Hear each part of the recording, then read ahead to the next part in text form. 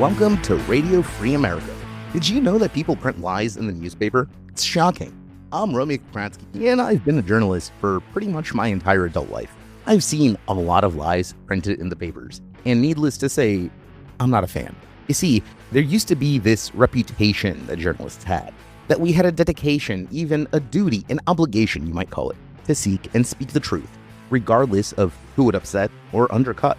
And that duty, we thought, was something that each and every one of us strived to uphold and meet. During the Cold War, Europe was divided by the Iron Curtain. The Iron Curtain didn't only cut off the movement of people, it controlled, or at least attempted to, the flow of information itself. But there's an old saying, information wants to be free. And journalists from the West felt that they had a duty to inform, free from political maneuvering and ideological tricks, even the citizens of those people trapped on the Soviet side of the curtain. That duty gave birth to Radio Free Europe, a news station whose mission it was to broadcast the truth, free of Soviet lies and dogma, to those trapped and oppressed by the regimes. And in the stories of hundreds of dissidents listening to cobbled together ham radios in the dead of night to avoid listening devices and the secret police, we know that they succeeded. We know that they inspired the democracy that flowered throughout the region. But America now is approaching that same fate, not the fate of democracy flowering, but its opposite. The flower of democracy dying. And the newspapers are lying to you. They are a part of this. Every week, we're going to be breaking down 3 absolute stinkers of a story. And we're going to go into exactly how those lies that they manifest in ways gross and subtle, stupid and clever, naive and malicious. But all of it adds up to disinformation. This podcast is produced by Anthony Bardaway and written by Theo Griffin. I'm Roman Kransky, and let's get started. This week, we're joined with guest James, aka SK Media. James, why don't you introduce yourself to our audience? Yeah, so I run the SK Media Twitter account and the SK Media YouTube channel. Kind of had a bit of a career change back in 2022. I used to be a journalist earlier. Journalism is, unfortunately, we know it is a tough profession, a lot of layoffs and stuff like that. I just got ahead of things by just switching to war, which is a booming business these days. That's true. Enlisted in the Ukrainian Armed Forces in 2022. Still on contract now. According to a lot of trolls and people on Twitter, I should have been killed at least 18 times over, but still here, still kicking. Nope, you crotchety bastard. We can't get rid of you yet. Yeah. Well, you know what? It's because of those vaccines. They say the vaccines kill you, but actually what they do is they make you immortal. That's why all of my bad habits have yet to catch up with me. It's okay. You know what? I just learned about something today. You may have already seen this, and it kind of ties in with what we're talking about. Have you heard of something called a med bed? A med bed? I know what a med bay is from science fiction. They use them in Star Trek.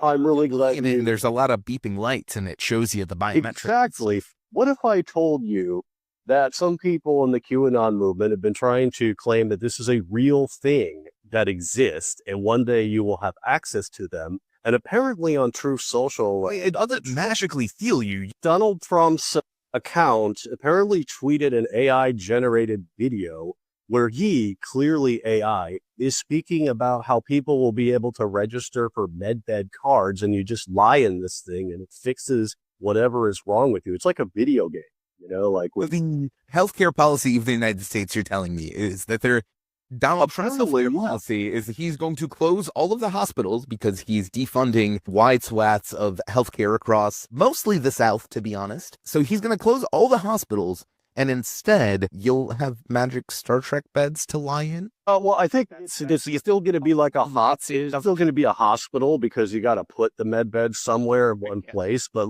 you're going to get a card.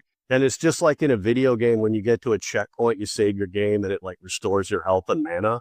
He's basically going to do that. And that person he posted that video. I would say that's the most absurd thing I've heard, but let's be honest. It's not even the most absurd thing that we're going to cover in this episode. Every day brings new horrors beyond mortal comprehension these days. And speaking of those days, our stories this week, we're going to be covering 3 of them, but our first story has to do with FBI Director Kash Patel. The second story will have to do with Donald Trump murdering a bunch of people in the high seas. And the last story will be a passionate defense of Donald Trump's quote-unquote crime strategy. And with that being said, let's jump straight into story number 1. This comes to us from the Washington Post, written by Jeremy Wobuck, and it was published the 17th of September 2025. The headline reads, FBI Director Kash Patel clashes with House Democrats over Epstein files. The subheader, testifying before Congress for a second day, Patel sought to beat back claims that he was withholding evidence on the disgraced financier from public disclosure. Now, folks, if you've listened to the podcast for a while, you know my style, you know how I do things. As a quick reminder, it is empirically known that the majority of news consumers do not read past the headline and the lead. That is, the things that show up in the summary card when you're scrolling the news on your phone. You'll see the headline, you'll see maybe a subheader, or maybe the lead, depending on how the aggregator platform is set up, and that's it. And that is the majority of how news is consumed. Of course, journalists are aware of this. It's part of our professional responsibility to adapt to changing media trends and to adapt our communication styles. Now, a responsible journalist would try to ensure that, knowing that people only read the headline and the subheader or the lead, you want to try and include as much accurate information in those small bits of text as you possibly could to make sure that when your average consumer is scrolling past that and he sees that, they are at least somewhat informed. They are more informed than they were. They certainly are not imagining things and you're not lying to them. They are possibly know whatever you can distill into that space. Of course, that is not what the Washington Post here has done. What the Washington Post here has done is something called a horse race. We've talked about horse races before because it is one of the most common methods the American media uses to report on politics in general. Why is it bad? Well, because when you have one horse racing another horse, it really doesn't matter on who you bet on. The only important part is that whoever you did bet on wins. You don't care about the health of the horse or the state of the jockey or their ownership or whatever. You just want your horse to win. Well, politics has bigger stakes than a horse race. When you turn politics into a horse race, people start to treat politics as a horse race. The stakes become invisible, unimportant, even contrary to the purpose of reporting. It becomes all about the race whose muzzle is a quarter centimeter over the finish line, and that's it. And the actual concept, the thing that matters, flies into dust. And that's what we see here. Kash Patel, I think it's worth talking a little bit about Kash Patel. James, I know you mentioned right before we started recording here that you didn't know much about Kash Patel before he was announced as FBI director, and I mentioned that, don't worry, no one had. What do you know, having learned of this man? What service level knowledge do you have that you can share with us? Okay, honestly, like all my knowledge about him is surface level, just ever since he came into that public eye. Well, I was outside the country at the time. I'd never heard of this guy before. All I could say, every time I look at this guy, in the military here, people love energy drinks. It's hard to wean yourself off them. A lot of times, when someone brings like a little pallet of energy drinks, those things are gone very quickly. We've got Nonstop, Pitbull, Burn, different brands and everything. I think Nonstop is probably the most popular. But, they have some harmful effects. I know firsthand. And I think Kash is kind of a good poster boy for why you need to cut down on energy drinks, because that guy's eyes are popping out of his head like he was a pug. And if you know anything about pugs, that's actually a danger if you have that breed. Their eyes can literally pop out of the socket. I think every once in a while they have to kind of put his back in. I will say another thing. A lot of people are making fun of him because he's kind of obviously a dorky guy, but he was talking about Valhalla recently. People, what's he talking about? Valhalla, he's a dork. And I don't know. I mean, that guy in a certain sense is a Viking warrior if we're talking about his defense of the Epstein files and keeping them from being released. It's like if Congress is like the Grendel attacking the Great Hall, Kash is there. We're going to make a Beowulf reference on this podcast. I'm going to make a Beowulf reference. Kash is like Beowulf standing guard and saying, "Lo, you shall not take these epi files." And it's like, I mean, it is morally reprehensible, but like this guy is really committed to it. And so he apparently thinks that if he dies in battle defending these files, the Valkyrie will come down and take him to Valhalla, which his version of Valhalla is probably just the Epstein. So, but that is the end of my knowledge about Kash Patel. Whatever Patel's actual beliefs are, I can tell you that they're probably about as weird as you described. To give some context, so the guy was a lawyer, or is a lawyer, was a lawyer. I don't know.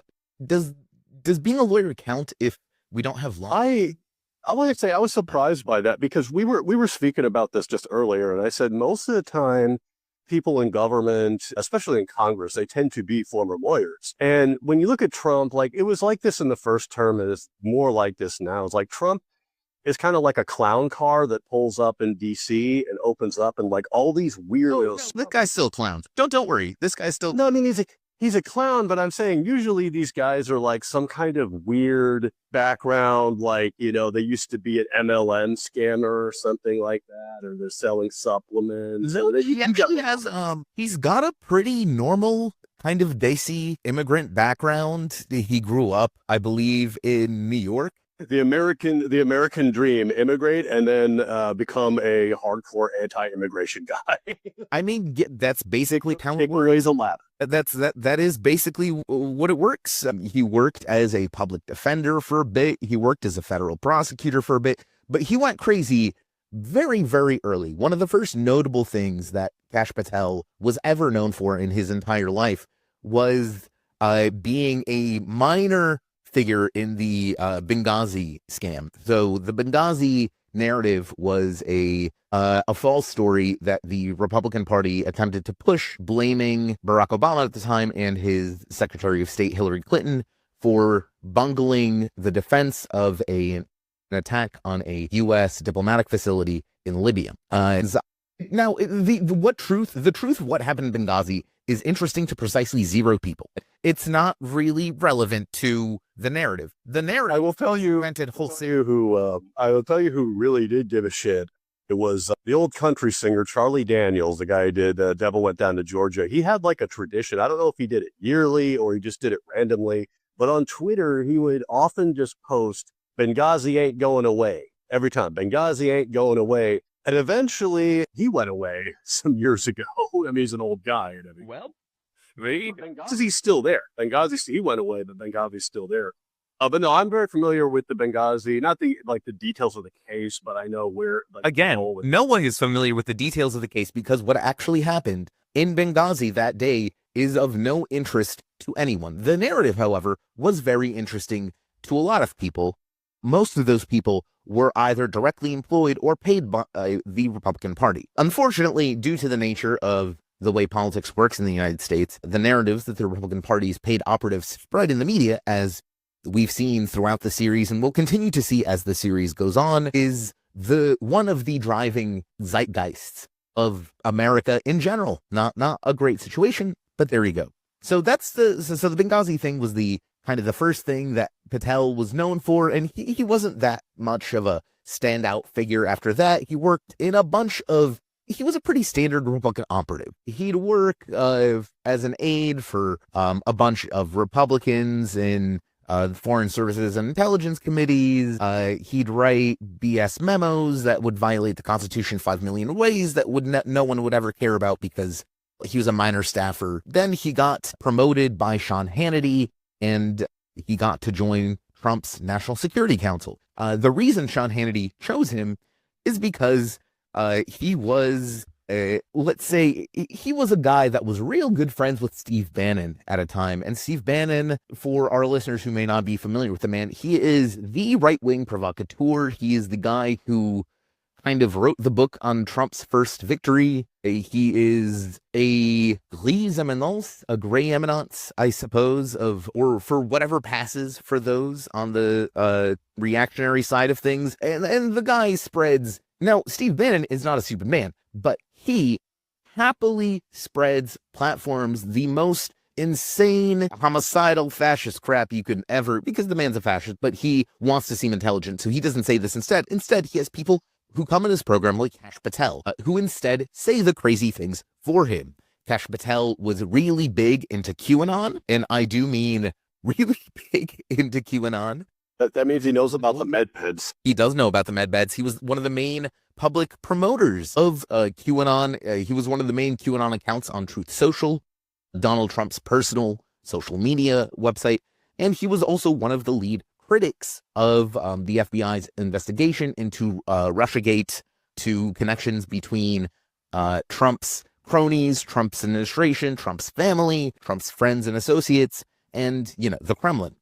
He's promoted every single conspiracy theory under the sun. The deep state, N6, was organized by Antifa revolutionaries dressing up as maggots to, paint Donald Trump as a dictator. Well, in that case, I want to say they should be really happy that a heroic cop shot one of those Antifa agitators, those agent provocateurs in the Capitol. No, actually, it was a poor patriot stripped by those evil. She was she was the real patriot. Okay, so all the other ones. She was a real patriot that was tricked by the evil Antifas that tricked all those patriots to go to the Capitol and, make Donald look bad. I have a question, though, about, so he was a big QAnon guy and everything, and Q is supposed to be in the government. Now he's in charge of the FBI. And, QAnon is about all these, elite pedophile rings and everything. Now he's in charge of the FBI, and the main thing he's been doing in his whole tenure is protecting elite pedophile rings?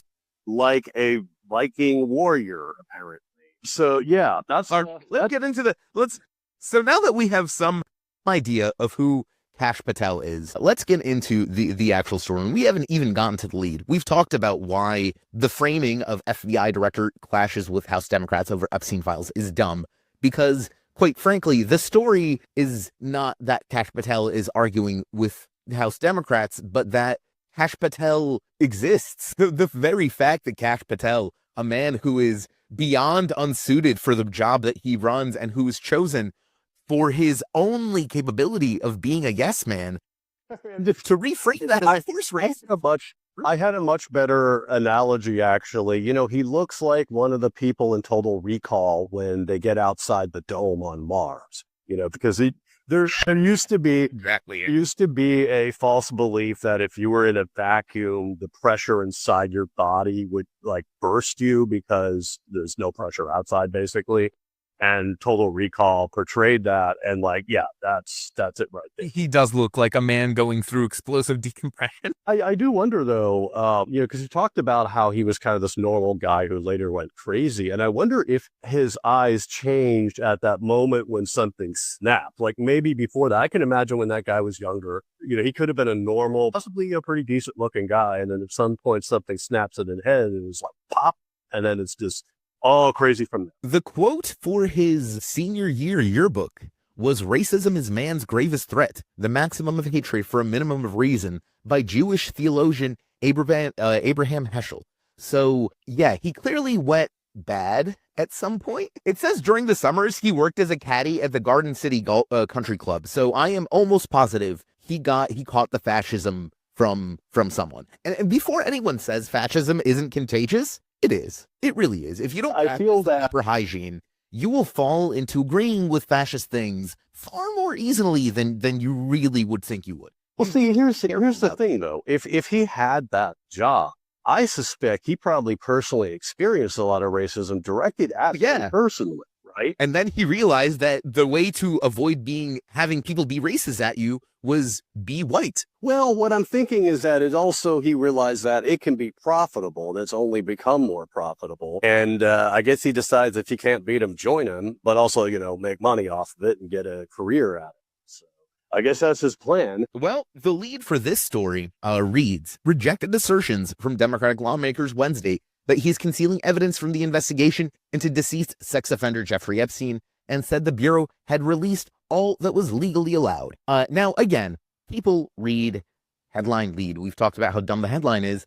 The lead isn't as bad as it could have been. One of the patterns that we've noticed with a lot of this regime media reporting, let's call it, is the way the stories are framed. They will very often showcase the Trump administration's claim first, go into people, then frame arguments against the Trump administration's claims as if the Trump administration's claims deserve greater consideration and the assertions are just allegations. And then maybe at the very end, the journalist, if they are working at a slightly lazy paper, will be able to actually state the truth of the matter, that, Trump was lying, or here's a quote that shows that whatever this Republican person says is just delusional and in no way connected to reality. They'll include that maybe at the very bottom. Now, I've been working as a newspaper editor for a number of years now. One of the things my job requires me to do is to have a very keen understanding of readership habits, basically readership trends, how people read stories, how long they spend on certain parts of a story, what they read the most. All of that is very boring. However, it has shown me that people generally do not read past about half the article. Even those people who actually open links, you read about halfway and then you'll get bored or whatever, you'll get the gist of the story and click away. By the time the people who will read stuff in the bottom, let's say bottom half of a story, your readership numbers have dropped already to 30% of those who have opened the link. And by the time you get to the last paragraph, you're looking at maybe a little upwards of 20% if you're really, really lucky. But seeing 7% of your readers even get to the bottom of a 500-word story is not weird. That is how people consume news. So the way this lead is framed is doing kind of the opposite. And I do have to give the Washington Post, let's not say props, let's say the bare minimum of consideration that they have at least attempted to do a semblance of their professional job. So they framed this with Kash Patel. They haven't given you the assertion or the Kash Patel statement immediately. Instead, they frame it the opposite way.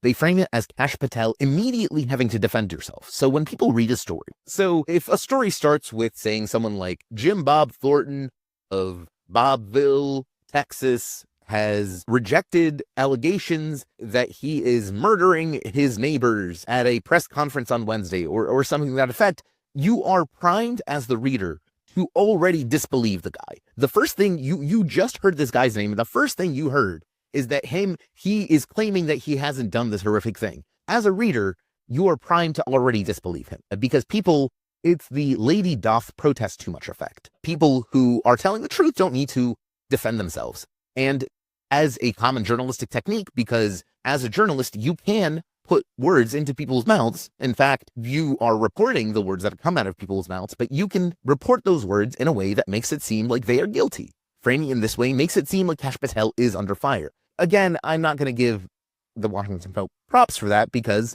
quite frankly, Kash Patel is under fire. He's an incompetent idiot. So he's rejecting assertions from Democratic lawmakers that he's concealing evidence. So the lead does what a lead is supposed to do. It tells you the major figure in the story. It tells you what the story's about.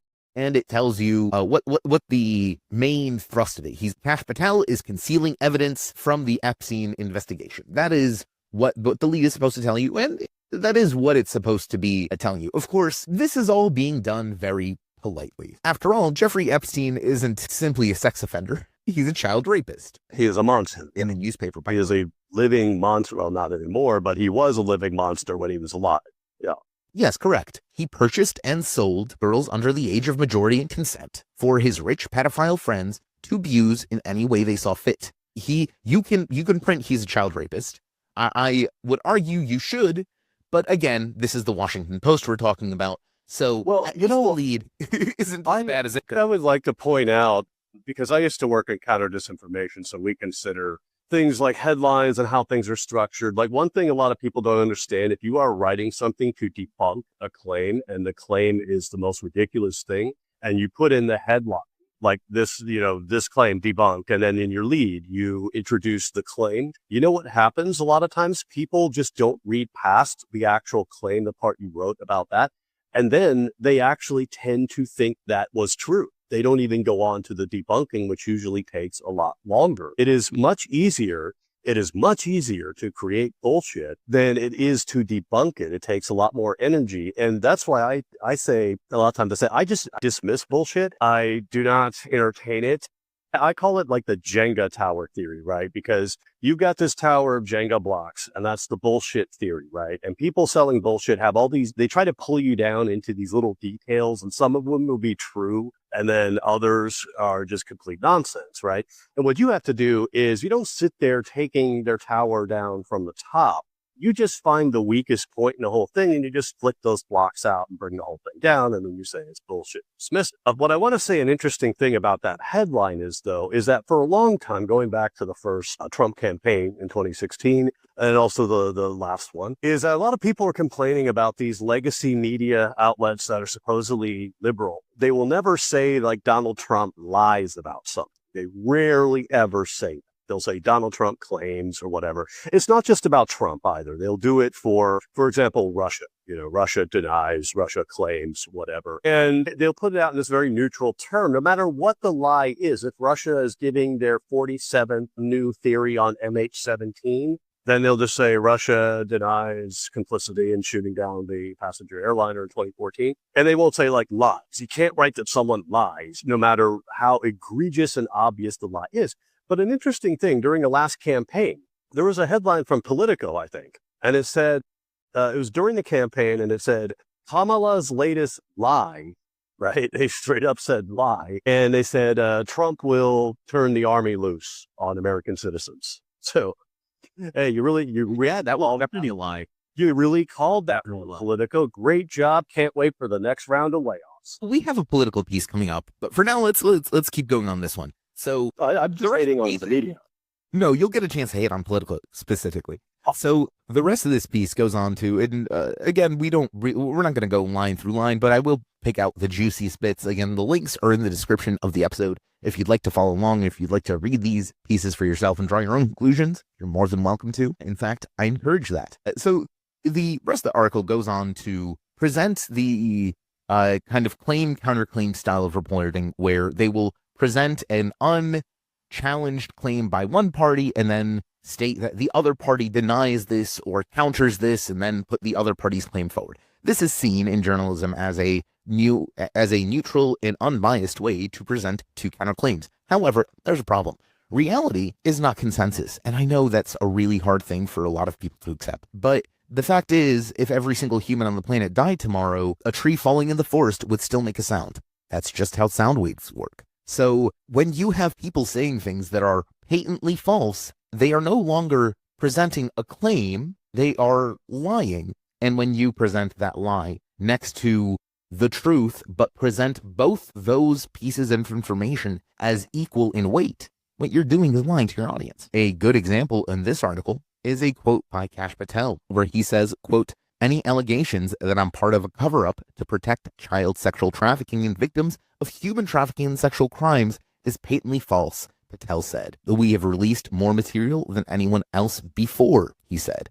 "The Biden administration, the Obama administration had the opportunity to release this exact material. They never did." But House Democrats kept coming back to questions about Trump. Patel insisted he had not held back any credible evidence related to the president. Now, the thing is, Patel has made a number of factual claims that as a journalist, you can check. It's not even very hard. You don't even need to really check much. You can just evaluate the claim is what Kash Patel saying the truth, and then say, well, no, or it's irrelevant, or he is just making, you as a journalist, you can make a judgment on the truth value of that claim. You do not, and you should not immediately jump to, but the House Democrats kept coming back to questions about Trump, because that tells you nothing about what Kash Patel is saying is true or false. And if your job as a journalist is to inform your readership, not informing your readership that a person is lying to them in the press is effectively the same as you lying to them. It is not exactly the same, but it's not far off. An outside observer would struggle to tell the difference. Yeah, it's very similar. You used the term horse race earlier. And yeah, it's a lot like being like a referee in a sporting match, or not the referee, but like a commentator, just the color commentator, just, calling out what's happening during the game. And it's like, but that doesn't tell you who's actually telling the truth or who's right or wrong. You're just saying that he said this and they said that. No, I get that. Theoretically, this is like objective reporting, because it's like, well, I'm just reporting the news. I'm just reporting what he said. Yeah, but if what he said is patently false, it's like you say, you become complicit. You become complicit in basically backing that lie, because you're just standing back and saying, well, he said this and this person said this, and you decide who's telling the truth. It's like, no, If the point of journalism is to keep people informed about what's actually happening, then you need to be prepared to say when something is just patently false. Otherwise, what's the point? Might as well just, start a cooking blog or something like that. And at least you'd be giving people something useful. Well, there is a point, James. If your job or if your intended goal here is not to inform people, but rather mislead them. Remember how I said earlier that the framing will always have the regime kind of statement at the top, and then at the very, very end, they might have something that will somewhat approximate the truth. Well, at the very end of the story, and this is 10 paragraphs down, Nobody's there. Nobody gets single. No one's read this. Paragraph is like El Dorado, the hidden city of gold, correct. right? Like they're not going to get. So no one's read this hour down. TikTok. Yeah. And only 10 paragraphs down do they have a quote from a Democrat. So even this ideal there, and as James and I have just discussed, this mistaken ideal of neutral or unbiased reporting, even then they cannot hold to it. Because if that was true, you would be providing the Democrat quotes immediately after Kash Patel quotes, or you would have the Democratic quotes first before you get to Kash Patel. Yeah, and if I can just point something out, this is a good opportunity to tell people. A lot of people, when we talk about media literacy, most people in popular culture, they're talking about media literacy in terms of art, right? But we need to talk about media literacy in terms of journalism and news. And what many people don't understand, they want to blame the reporters first. This is one way that in the past, they created this idea of the so-called liberal media because they surveyed reporters. Now, the problem is the reporter does not really get that much say over what you see in a news story. Zero say. Op-ed. Yeah, technically zero say. In an op-ed, yes, like those columnists that paid a lot of money to write dribble every week, they get this kind of control. But what happens is when you are a journalist and you're reporting like on those hearings, what's going to happen is it's going to go through edits. Okay. And there is a whole system to editing and the philosophy of it. I actually have a certificate from the Poynter Institute. But editors look at this and they decide which quotes are relevant and which quotes aren't, which quotes should be put in directly as like a block quote, which quote is going to be reported speech. And you may not think this makes a difference, but how they do that, how they apply that, it makes a so even the difference between using a direct quote and reported speech is a big difference, because a direct quote, when you see it offset by the quotation marks, right, you understand, oh, that is exactly what Donald Trump or Kash Patel or Joe Biden, whoever it is, yeah, right. Whereas when it's reported and you don't see the exact words, well, what exactly did he say in what context, right? Obviously, a block quote, a direct quote can be without context in some cases. That would be bad. But you're getting the exact words. You're getting what they actually said. So it's an interesting thing you mentioned that distinction, because I actually did want to read this quote. And again, you have to keep in mind the context that this is occurring 10 paragraphs down into a story. So no one's reading at this point. And the quote reads, it is a quote by Representative Dan Goldman of New York. Quote, "You are hiding the Epstein files, Mr. Patel. You are part of the cover-up." Rep. Dan Goldman, D. New York, said to him at one point. Patel shot back, calling the accusation patently and categorically false.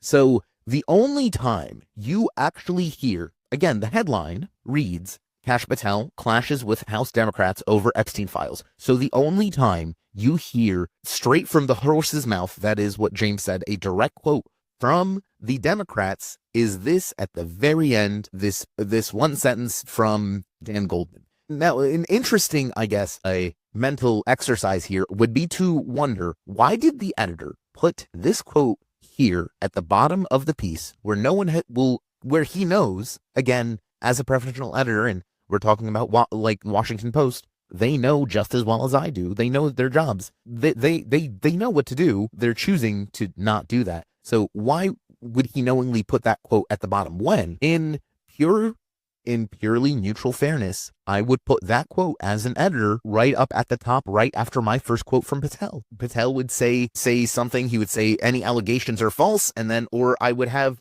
even the quote first. I would have Goldman say that you're covering up for a pedophile, and then I would have Patel hit back, quote unquote, by saying, no, that's not true. You're the child rapist, and that would still maintain the spirit of imagine if it just went and forth like that for like 2 minutes. No, you. No, Some of them do. Some of them do. Some of these transcripts you can read. Congressional. I will say, So that. while we're talking about how news is made, so there's this concept called the inverted pyramid, and we talked about the headline.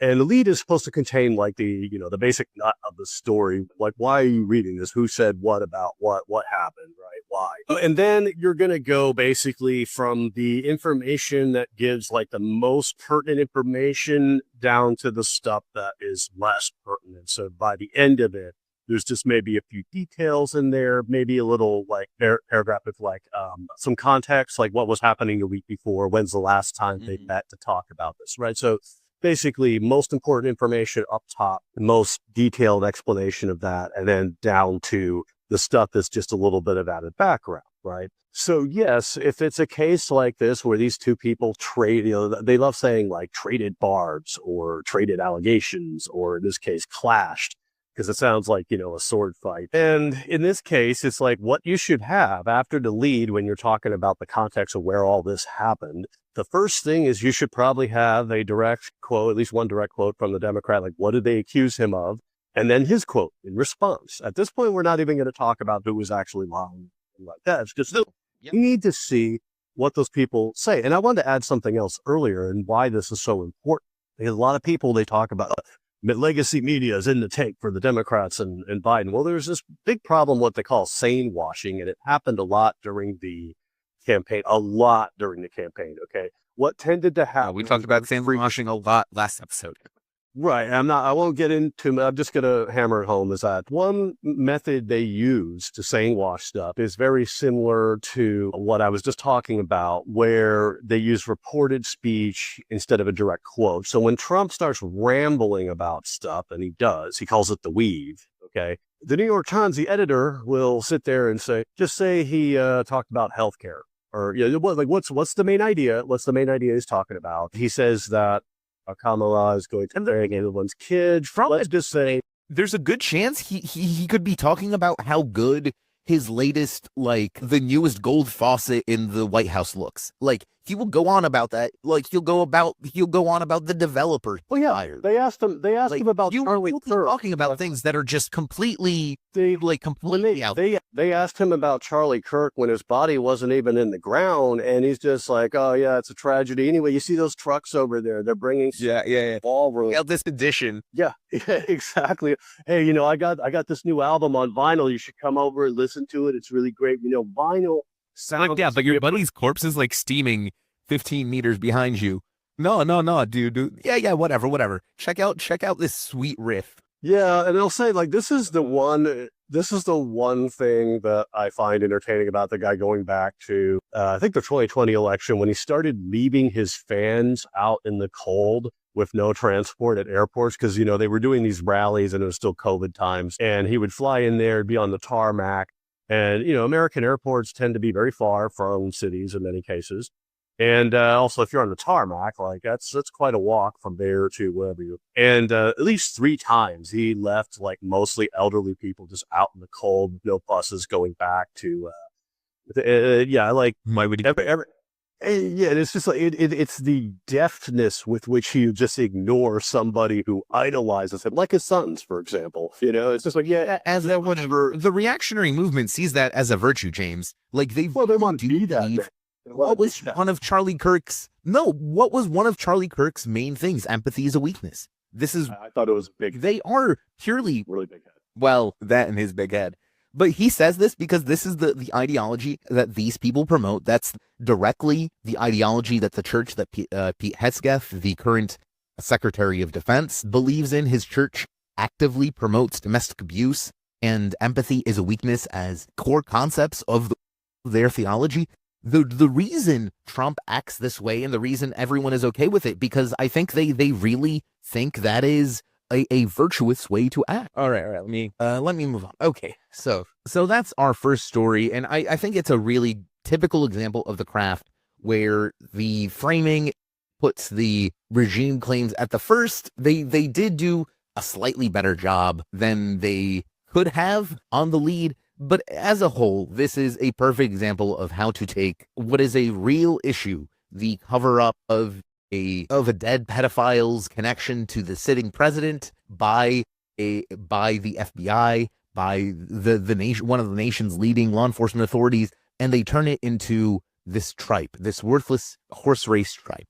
Moving on, our next story comes straight from a little outlet called the New York Times. And the New York Times, this story has to deal with the alleged crime wave that's hitting America. I've been reliably informed by members of the president's administration. The headline reads, Trump's crime strategy may work for now, but not for long, experts say.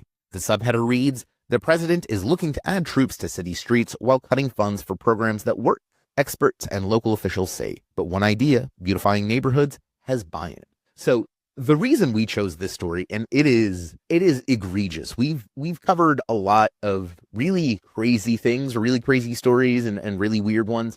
This is one of the most egregious ones. So first off, I don't really like debunking. James used to do debunking and counter disinformation. I don't really like that kind of work because, as you say, it's really hard to keep up with the Gish Gallop. The Gish Gallop is a form of argumentation where one side throws in a whole bunch of tenuously related statements and then immediately, without giving the other side a chance to respond, immediately smashes all those tenuously related statements into their real point, which is then used to attack their opponent. It's difficult to defend against. The Gish Gallop is precisely how right-wing messaging works. They will throw out a million different things at once and then say, oh, so that means you protect child rape or you are a fan of child mutilation. That would be Kash Patel doing that.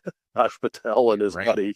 This is what they do against what they call the scourge of trans ideology, is they'll throw out 100 tenuously connected, some blatantly false, some out of context, some maybe true but not really things, all at once. And they'll say, so obviously you can see that letting children choose their own identity is just genital mutilation by the woke left or some crazy stuff. And to properly defend yourself against this, what a lot of people do is they will start trying to address each like tiny little BS argument on its own. And that's quite simply impossible because it is, you can't tell the truth as fast as someone lies. You cannot. It is far easier to tell the truth, or to lie rather. It's like what I said earlier about the Jenga tower of bullshit, right? Like they want you to sit there and take it down block by block from the top. What you should be doing is looking for that one weak thing and just flicking it out and watching the whole thing collapse. And then when they're like, oh, but debate me, you're like, no, you have nothing to debate. You argue it as you'll merit. It is frivolous. That would be the legal term. If you want to carry water for a, let's say, fascist dictator who's currently in the midst of transforming a formerly democratic country into an authoritarian state, you might just write a headline that reads, Trump crime strategy may work for now, but not for long. Again, so the reason this is absurd is because there is no such thing as a Trump crime strategy. Well, except, no, that's not true. There is a such thing as a Trump crime strategy. It is the plan that Donald Trump has to rob the American taxpayer. That is a strategy of crime that Donald Trump has. However, that's not the sense that would be a criminal PR is using it. We call that a shillip. I will say this goes back to what you're saying in the beginning about the logical fallacies they use. So what I've noticed, and it's not just them that do this, but what I notice is if we speak about like crime in DC, so I used to work in DC and I would hang out there sometimes, and I never really had any problems on the street, but I need to preface this by saying I am 6'7". That's like 2 meters, maybe a little bit more. I'm a big guy and I don't really look like an easy target, but I will say that occasionally there is a homeless issue in DC, and unfortunately a lot of homeless people suffer from mental illness issues, and that is a big issue we need to tackle, which is something, by the way, you need to pay for. I want to say, just really quick aside, if you want a society... And I do want to remind people that the start of DC's quote-unquote homeless problem was that post-Vietnam War, Reagan started taking away benefits from colored soldiers. That's why DC has that problem. Or not Reagan, I believe it was from what I've heard, there's benefits stripped. Yeah, well, many of them didn't get, after World War II, many of them actually didn't get the benefits, and it was a sort of very discriminatory. No, I'm talking about the Vietnam War vets. Oh, Vietnam War, sorry. Yeah, no, I want to say, Black Vietnam War vets. People stories of peas. They're coming to them and saying stuff like, well, bad news. You got to pay all these taxes on the house that your grandfather didn't pay, or there's all these back taxes or whatever. And they would offer them like, cash right now for the house. And like when you're being told, I got to pay all these taxes and everything, and I'm struggling as it is, someone's going to give you money you need right now. A lot of people were basically just swindled out of their houses. And then of course the housing rates went up. But I used to hang around in places like Capitol Hill, Eastern Market, 8th Street. And the only reason I didn't hang around there more was simply it's expensive. Like DC to do anything is expensive. It used to be like minimum $8 for a beer unless it was like happy hour or something. So it's like, if you go out in DC on a Friday night, you're going to get robbed by the businesses. You're going to get robbed by Uber prices. You're going to get for our year costs, listeners, and for people who may not be that familiar with DC, I lived not in DC, but 2 hours away for a long time and visit DC a lot. It is a perfectly safe city. I do not know, I am pretty sure I was the criminal element in the grand majority of DC when I was present there. I was the guy that would be dressing in black, loitering where he's probably not supposed to be, and being a general nuisance and by my presence. DC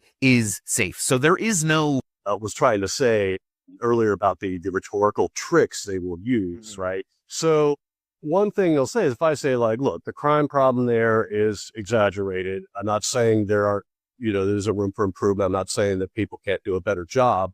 I will say one thing is, like I said, if you want that high trust society, you need to pay taxes. You don't want to vote for the party that's just slashing every social program there is, right? And that includes courts and defenders and prosecutors and everything like that too. You got to pay for it. But what I will say is as soon as I say look, I was in DC, I've never personally witnessed a crime. I have a friend who is living there, actually in the city. And there was a murder down the block from him once, right? But what these people do is they'll Google they'll just Google crime in DC, and there'll be a local news report about a murder or maybe an assault or something like that. And they'll be like, well, I guess this is no big deal then, right? And it's what does that mean?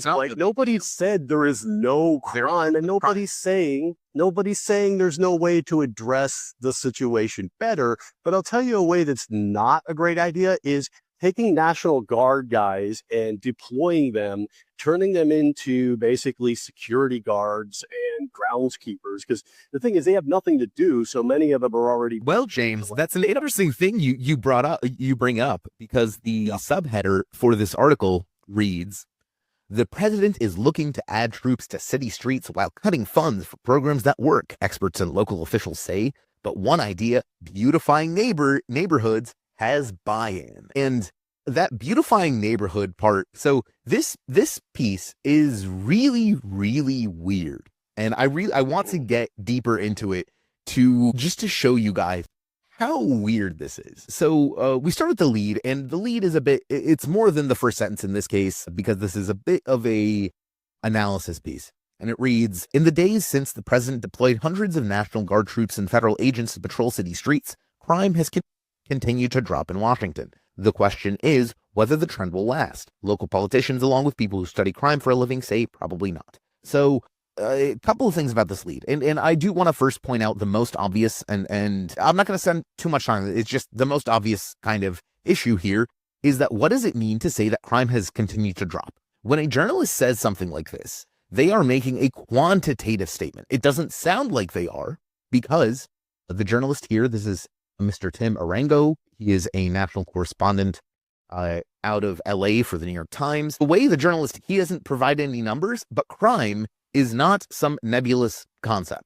It is defined very specifically. And there's a lot of different definitions you could use for crime. You could say sentencing rates to take one view of crime. You can use a police department's internal statistics as another way to view the crime trends. You could, survey a bunch of gangsters and do some data analysis. You could do a lot of stuff. However, the one thing you cannot do is simply say that crime is up or down or whatever, because you are making a factual, quantitative statement, one that could be evaluated just as easily as you saying that the the speed of gravity is 9.8 meters per second squared. Like, that's a testable claim. As a journalist, if you are going to make a quantitative statement, you are obligated to explain what you are basing that quantitative statement on.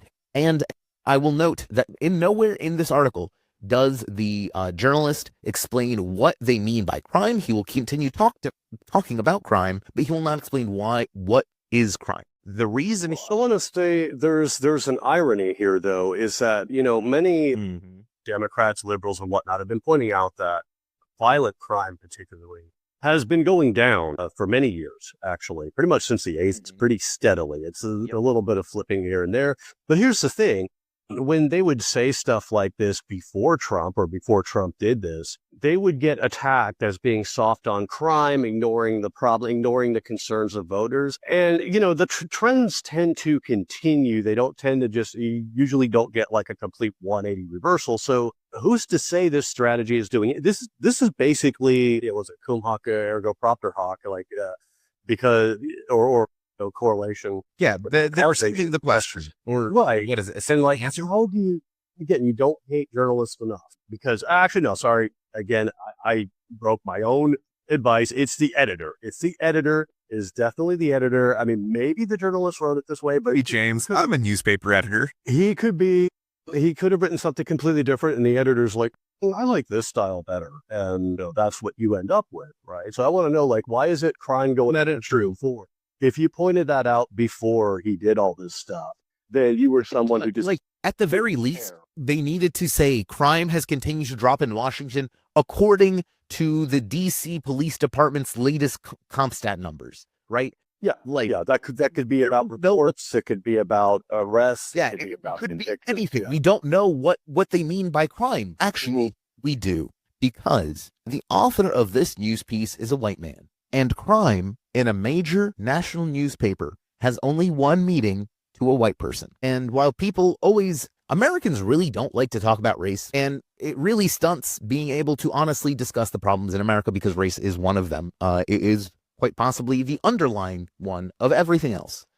The way this lead is framed the way it is because it is selling the idea that Donald Trump is keeping black people out of your towns. That is the framing of the lead. In the days since the president deployed hundreds of National Guard troops to patrol cities, crime has dropped. Most white people, for them, crime means black people. It doesn't mean a black person doing something criminal. It simply means a black person existing. We did see that with, I don't remember who it was, the FBI or whatever, when they started taking people off the streets, when they started this whole campaign. They caught a guy, he was carrying an illegal handgun. Now, he wasn't doing anything with the handgun, but I guess they probably stopped and searched, and no word on what the probable cause was, but they found a handgun. DC does have some pretty restricted laws, I know, on handguns and concealed carry. And you could say, like, well, yeah, he broke the law. But here's the thing. What happened to all this, like, a Second Amendment? Like, what part of shall not be infringed do you not understand, right? Like, you should step up. I can tell you this, James. Very few white men have ever been arrested for having firearms in D.C. Oh, probably not. I mean, because in most of these cases, anytime you hear about them getting, like, hooked up on a charge like that anywhere, not just in DC, it's usually because this dude was doing something else and they needed a charge to stick and maybe get a confession or something, so they get him on that. But in this case, like, okay, you have no proof the guy was actually a criminal. He wasn't trying to rob anybody. He may have, you know what? He could not only that. People who aren't familiar with the geographic area of DC need to understand DC is an hour from DC, not even an hour. The outskirts of DC is the state of Virginia. Virginia has one of the loosest firearm laws in the country. In the United States, which as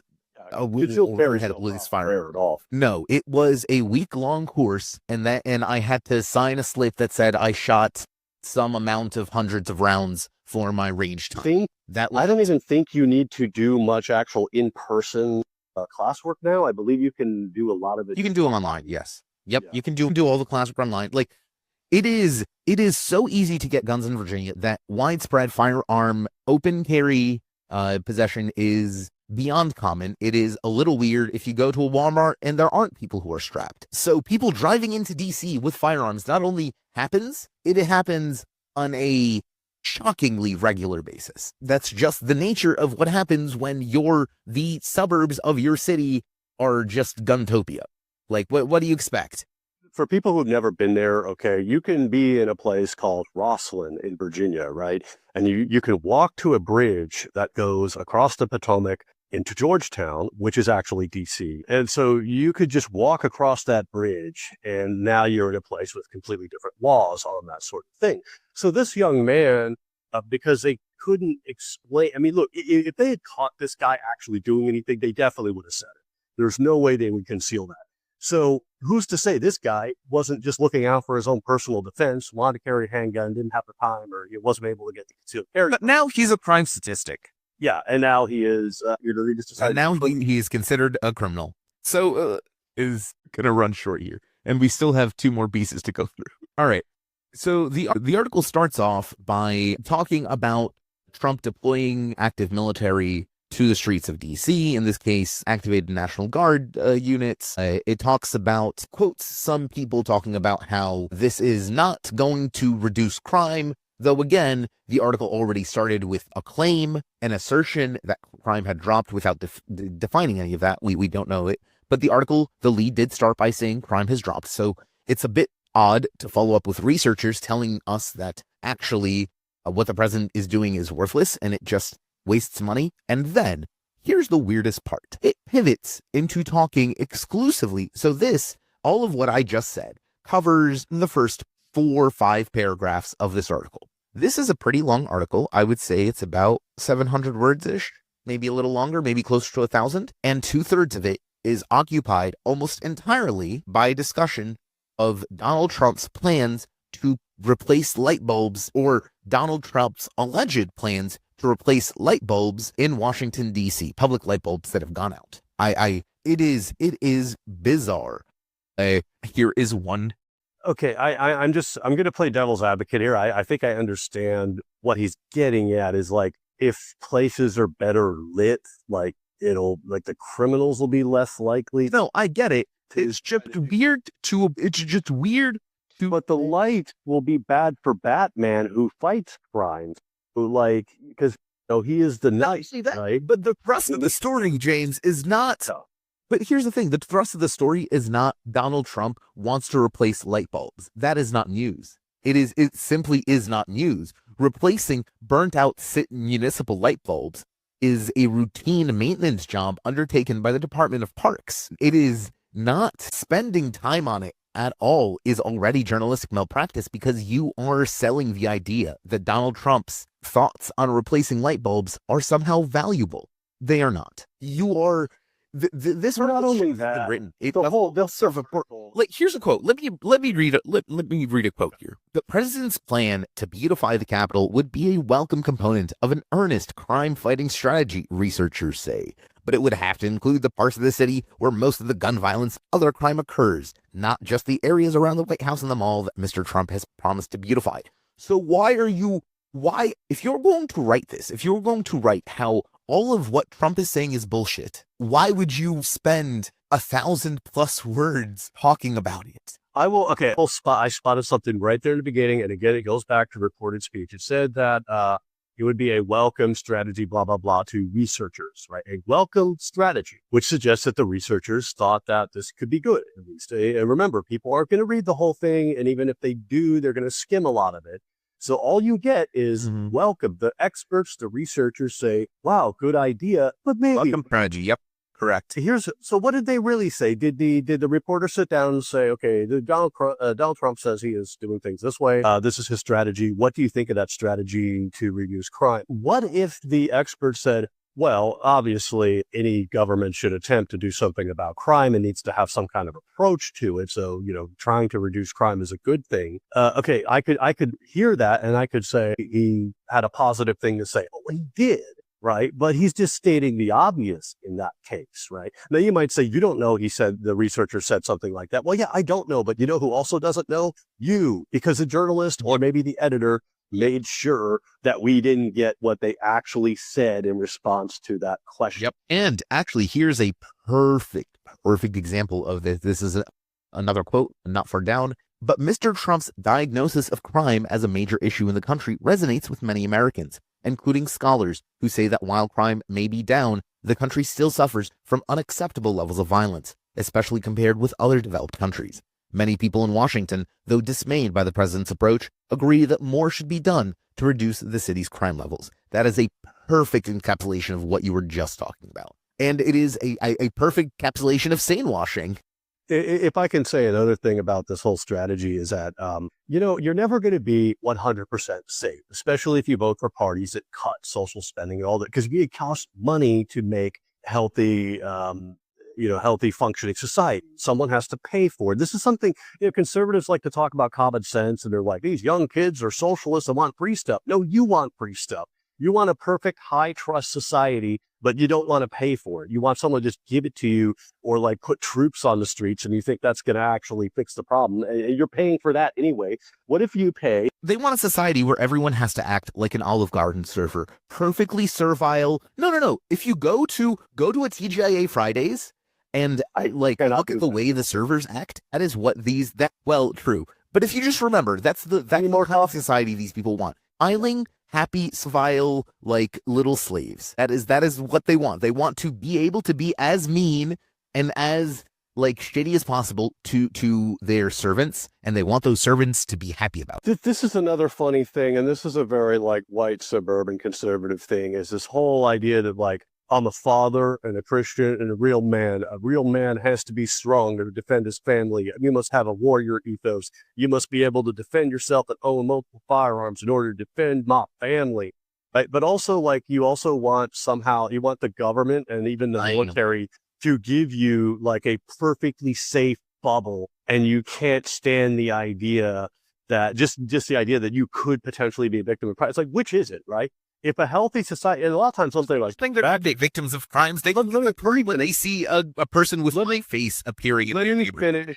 Let me finish the end of that thought, though. I wanted to say that those same people will be back in the day when men were men, people carried guns to defend their family. And it's that wasn't good. If you're in a society where you need to be heavily armed and constantly in this, hyper attentive mode or whatever, that means you're in Afghanistan or something like that.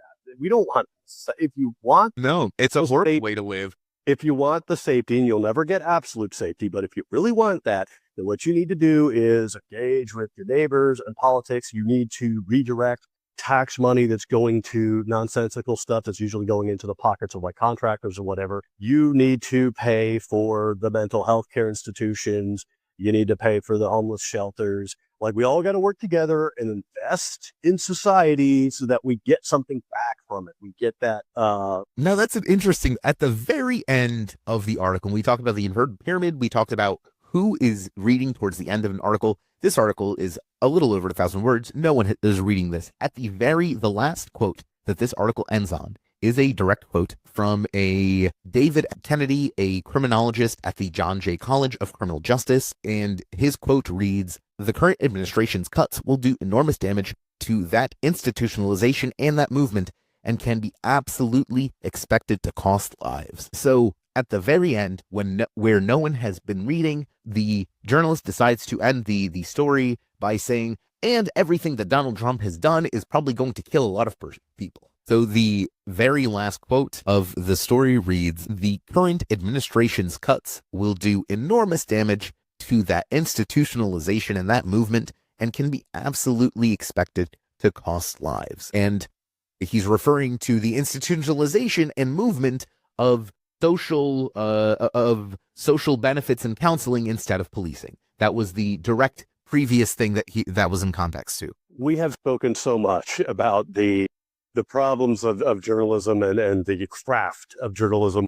And there's a term called burying the lead, right? Where you take something really important, and normally burying a lead means if you're an editor, you might say, hey, this line right here is definitely the most important thing. So move this up from the first sentence of the second graph into the first sentence.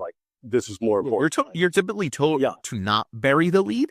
This is an example of This guy didn't just bury it. He didn't like dig a 6-foot grave or something. This guy drilled to the center of the earth and just shot it into the earth's core with a cannon, like the villain from Final Fantasy: The Spirits Within, 2001. Look it up. Like this is You correct? Oh, by the way, a lot of people are gonna die. It's like Aqua Teen Hunger Force, right? Like some customers make it their dicks ripped off. Okay, can you back that up and just repeat that for me? That really fast part there. So yeah, that's great. Awesome press we have. Truly, the guardians of democracy and liberty for our republic. Democracy dies in darkness in the cave where he buried that lead. That's where it is. Well, that's good. That's good. Speaking of bearing the lead, our last proper story of the episode is a story by everyone's favorite outlet, Politico. So for people who aren't aware of Politico's kind of reputation here, Politico, when we're talking about horse trading or horse race politics, Politico is the horse race politics. They will never report, they will go out of their way to bury the lead, to report things only in a horse race manner. And as a result, they are seen as one of the most accurate, let's say, coverages of Beltway politics in America. They are horrible. Everything they have ever done is horrible, and yet they are considered one of the most respected and prestigious centrist publications in the country. Let's read. The headline for this article reads, Trump details third U.S. strike on suspected drug traffickers. The subhead reads, the president said 3 people were killed in an airstrike in international water.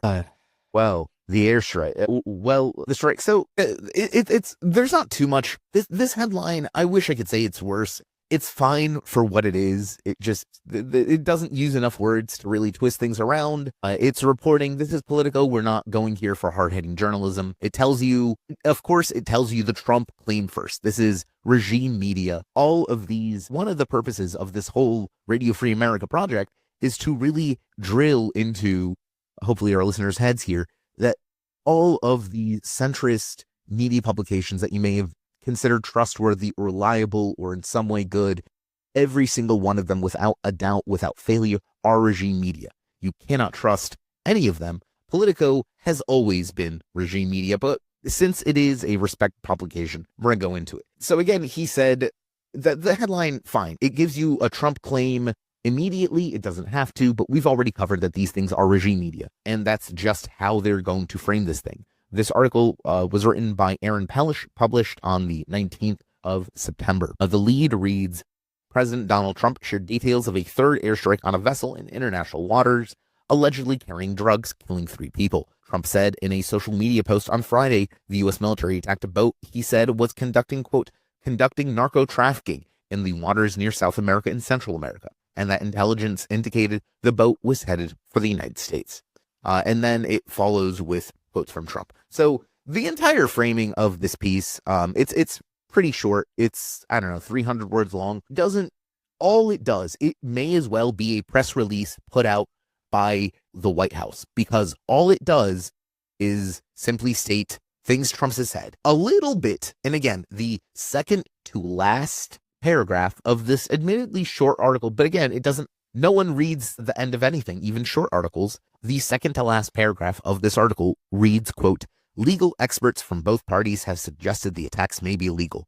The second to last paragraph. So you can clearly see how this entire just selling Trump's narrative. It's not reporting. It's not informing. All it's doing is telling you what Trump thinks. And then when it thinks you've already stopped listening to have the slightest fig leaf of objectivity, they go, well, some people said Donald Trump is a big meme. Yeah, and I want to point out, when in the beginning, when you're talking about regime media, and we hear a lot about biased liberal media and everything, what people got to understand is that the person who has the most control over what you see is going to be the owner of the publication or the outlet. Okay, and these people, if they are fairly halfway decent, they will give what's called editorial independence, right? But they can put their thumb on the scale from time to time. They will actually do this. And these owners are insanely rich, and they stand to benefit a lot from Republican policy, especially Jeff Bezos, who owns the Washington Post. All this stuff about tariffs and getting rid of something called the de minimis fees. they're not getting rid of the fees. They're actually getting rid of it's a loophole that gets you out of paying a certain fee. That he has a huge interest in that because those policies could theoretically hamstring his whole business, right? So the owners determine what you see. And I believe, I might be wrong about this, I don't know his exact position, but I believe there was a high-level person, either the owner of Politico or possibly an editor-in-chief, who was saying in like 2024, he's reported as saying like, pray for Trump to win. Okay, now think about that. When you watch an obviously conservative network like Fox, I mean, Fox says fair and balanced, but like everybody on some level knows that that is a conservative news outlet, right? Politico and Washington Post and the New York Times, like you said, they are considered respectable publications. So you can see why that very subtle bias, like in this case, putting out what's essentially a press release, you can see how that has so much more effect. A really good example of this is Russian propagandists often love to pick anything they can find from a Western publication, and they'll do this for their own audiences, but also for foreign audiences. They'll say, Western media reports this that seems to agree with them. Sometimes they will actually edit like what is actually said, but other times they always say, Western media says, Western media says. Now, 99% of the time, the Russians say that Western media is biased, you can't trust it, it's all CIA propaganda, right?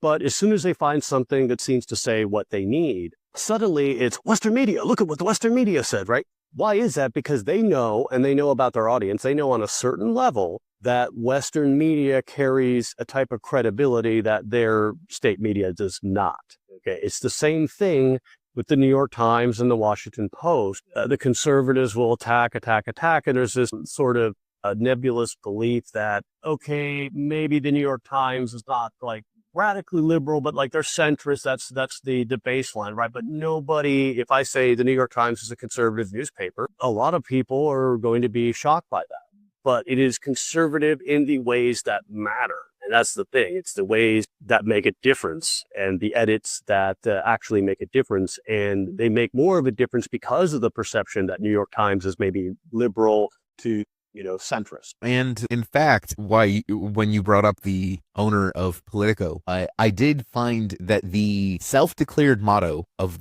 so Politico was owned by Axel Springer, which is a German media company, and the chairman of the board of Axel Springer, a German businessman, a name of Matthias Dopfner, his self-declared motto is Zionism above all. He is not Jewish. He is pure-blood German. Actually, that is his actual self-declared motto. But to wrap up with this piece, again, it's mostly just Trump statements. At the very end is someone suggesting this might be illegal, but I want to draw attention to one more thing. So you see how and I want to note that there is a direct lie in the headline here. The headline reads, Trump details third U.S. strike. However, there's a line about halfway in the middle of this piece that reads, quote, it's unclear when the strike Trump detailed on Friday. So my question, can you really say that an event has been detailed or that details have been provided on an event when something as simple as when the event has taken place is not revealed to you? I would say, no, you shouldn't use the word detail because that seems like a pretty big detail that hasn't been skipped. So maybe he didn't detail, maybe he informed or he reported or commented on, or any other word that would actually represent the truth of the scenario that Donald Trump just said that he killed 3 guys. That's the story. The story is that Donald Trump killed 3 guys in international waters. Who were they? We don't know. What were they doing? We don't know. Did they exist? We don't know. Did he actually murder those 3 guys? We don't know. Any actual information about the truth or falsity of the scenario outlined in the president's claims are left a complete mystery, even after one has finished reading this article. This is what I mean by my disdain of Politico. They're not just not a newspaper. They're not just not journalists and not doing reporting. They are twisting the very concept of it to just give you noise, to fill your brain with noise so you are unable or unwilling or incapable of seeing the actual issues at hand. Yeah, and I want to say that is such a perfect example. We're dealing with a literacy crisis right now, but even people of older generations who did read more, they're not trained writers. They're not trained journalists. And that is an example of an editor, like a massive editor error, possibly intentional there. When you say detailed and then you're missing one of the most important details as a journalist, we were talking earlier about the lead and the essential information when, especially the day it happened, is a very important detail. It should usually be in the lead. So why would you say he detailed? You could say he spoke about, right? Exactly. But no, And detailed, they even say in the sentence, and it's unclear when the strike Trump detailed on Friday took place, but you didn't detail anything. All he did was claim that he murdered 3 people. That's it. That is all of the information. And here is the direct quote. By the way, this whole article goes off one line that Donald Trump said. Here's the direct quote. It's in the article. Quote, "We knocked off actually 3 boats, not 2, but we saw 2." He said on 2. Actually, no. You know what, James? Say this in your. I like your Trump impression. You'll do justice to this. hey, I can't do. I don't have the quote in front of me. I can't. I can make. I'm gonna text it to you, right here. I don't do a good Trump impression. I did a pretty good George W. Bush. You do a fine Trump impression. I get the tempo, and we knocked off actually 3 boats, not 2, but we saw 2. That's too short. That's a good trip. That's the whole 3 boats. Knocked off 3 boats, not 2, but we saw 2. The 3rd boat, nobody knows. It was in another dimension. Yeah, no, it's so not only detail. Yeah. Not only did Trump not detail anything, we don't know if there was a 3rd strike. All he did was correct himself. That is such detail. It is like a DK miniature, just perfectly crafted plastic soldier with all the little details there. Actually, 3 boats, not 2, but we saw 2. Did you see the 3rd? Why are you saying 3 boats? Why are you saying that? What are you talking about, Mr. President? Why am I calling you Mr. President?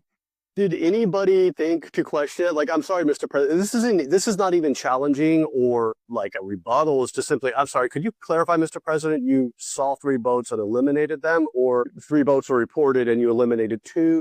You know why they don't ask that question, James? Because the answer Trump would give would show that Trump doesn't know what's going on, and they can never, ever, ever admit that Trump doesn't know what's going on. And with that, ladies and gentlemen, that is our episode for this week. James, what have you learned as we've gone through our stories of the week? What are some of your parting thoughts here? My parting thoughts are that, first of all, people need to understand how news is made. They need to understand the importance of language. Lawyers, when they study law, they have to study.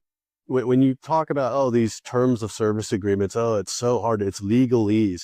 But legalese is legalese for a very important reason, because if you don't specify something the right way and then there's a lawsuit or something like that, then you're going to get a problem. There could be an appeal, or your suit gets dismissed or something just because you didn't word it right. And literature works in a similar way too. If you write in a certain style, it might not resonate. Like, people will find it boring just because you wrote in a certain style. Some authors who wrote classics, decades later, many people just find it boring to read because it's a different style. Well, the same thing applies to journalism. When you say something like the president detailed this event and then it wasn't clear when this event in the time-space continuum happened, then that's a very big problem, because your person, it's like somebody said, you'll read that, right? And you don't think about it, but you, on some level, you just say, oh, well, he must have been talking a lot about what happened. And you might not even notice that this one important detail is left out. You just keep skimming it, right? And then you're able to believe that, the Trump administration is transparent. Well, he detailed what happened. So surely during his detailing, he might have explained how they got evidence that these boats were carrying drugs, right? Because he detailed it. He gave the deets. And that's the thing. We don't know. We don't know, because they didn't use block quotes. They don't want to use block quotes. They reported it to us. And you saw in several of the stories with the researchers with the crime thing, the researchers welcomed it. How exactly did they welcome that? There are many ways a person could say something that I could very subtly and maybe even accidentally twist as welcoming.